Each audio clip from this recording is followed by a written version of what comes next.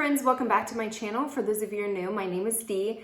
I am a Seint beauty artist, a Monette business partner, a DIY lash enthusiast, and a lover of all things beauty. So here on my channel, I do a variety of different things, pretty much all related to beauty, skincare, that sort of thing. But I also have some mid-sized fashion kind of thrown in there, and pretty much any review that I do, it's products that I try that I think might be helpful. So make sure that you subscribe, hit the bell icon to be notified of any upcoming videos or new videos, and yeah, would love to have you as part of the family. So today's video is going to be kind of like the three-part series. I started with, this one video, and then it kind of turned into another thing or whatever. So it's probably going to end up being a series. But basically I want to take you through like the tips and tricks of applying Seint cream foundation. So the first video that I did was about prepping your skin for the cream foundation. The second video was like the flawless application where I got this. And so this video is going to be how I set my makeup. To grab my palette. So there are two different ways that you can set your makeup when using cream foundation. And first off, it's personal preference, but it also depends on your skin type. So I am dry, kind of normal dry. The preferred method that I use to set my foundation is actually using a setting spray and a sponge. And I will show you how I do that. So Seint does have a setting spray. It looks like this. In full transparency, I do not prefer it for setting my my makeup. I like it for using their brow wax. I think it's amazing, and it does a really, really good job of setting, like if you want that fluffy look, this and the brow wax are a match made in heaven. But as far as setting my face, I don't prefer it because it just, I don't like it, to be completely honest. I don't like it. This is the one that I absolutely love. I've used like an e.l.f. one. I used a couple other ones. Morphe has a decent one, but for whatever reason, I keep coming back for this one. But this is the Milani Make It Last Original. I think they do have a dewy one. I've never tried that one. Because this foundation is dewy and it's in and of itself, I like to use the original formula because it just kind of mattifies it just a little bit. But again, that's personal preference. What I like about this stuff is, first off, it's super affordable.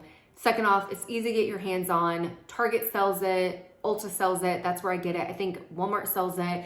So it is definitely, I think CVS, so you can definitely get your hands on it, especially if you're like traveling or whatever. But the other thing I love about it is it does a really, really good job of setting my makeup. So there are two different ways that you can apply this. You can first spray it all over your face. I don't prefer that because I end up getting into my hair, and I have very fine, greasy hair. So any additional products just makes me even more greasy. So what I like to do is spray my beauty sponge. So all I'm gonna do is take my beauty sponge. This is the Real Techniques sponge.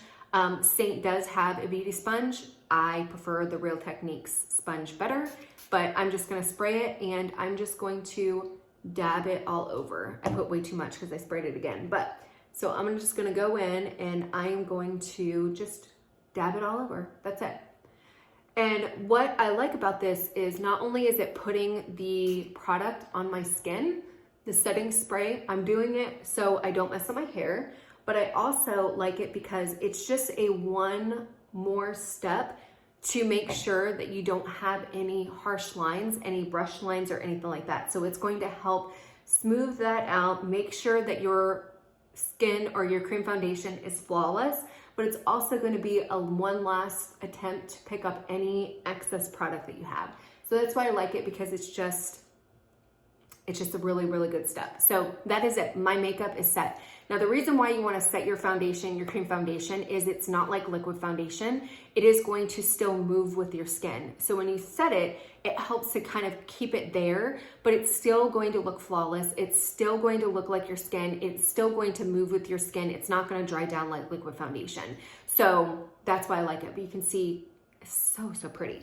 The other way that you can set your foundation is using a powder. Now, Seint does have a setting powder here. One thing that I love about it, I accidentally used a wet beauty blender, and that's why I got that, but it still works, so I'm still using it. But what I love about this setting powder is it fits in your compact. So if you're looking for literally a full face, it is super travel friendly. Now, in full disclosure, you do not have to use Seint's setting powder. you can use whatever setting powder you want.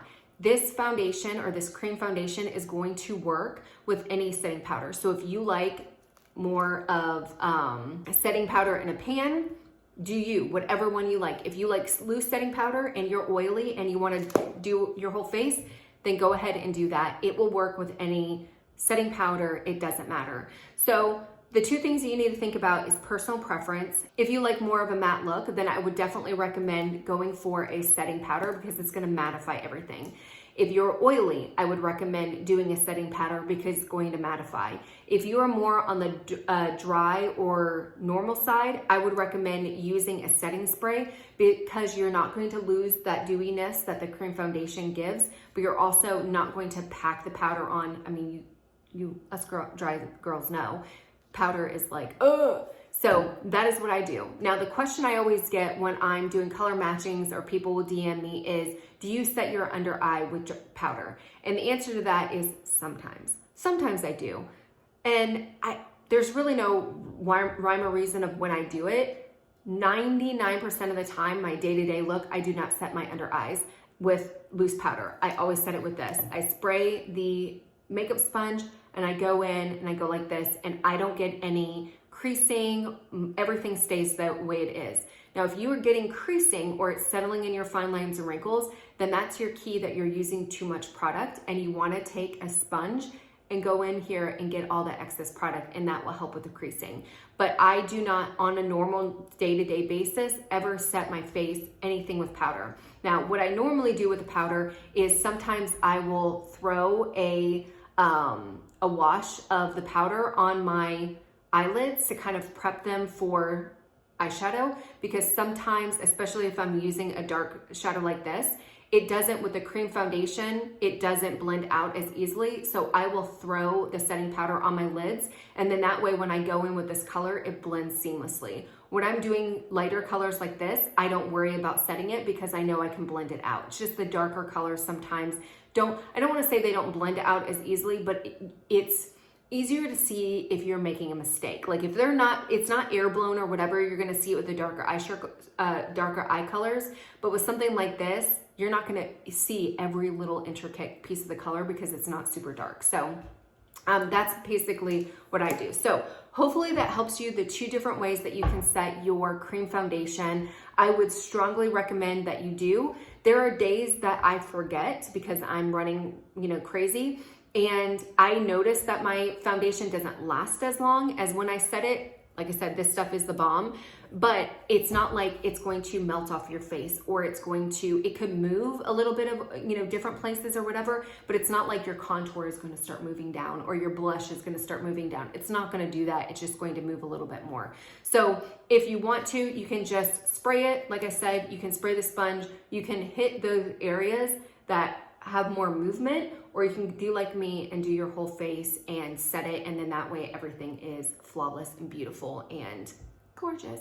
So hopefully that helps. Let me know if you have any questions. Please leave them down below, or feel free to email me or text me any questions, and I will help you out the best way that I can. Hopefully you enjoy the video. Until next time, bye.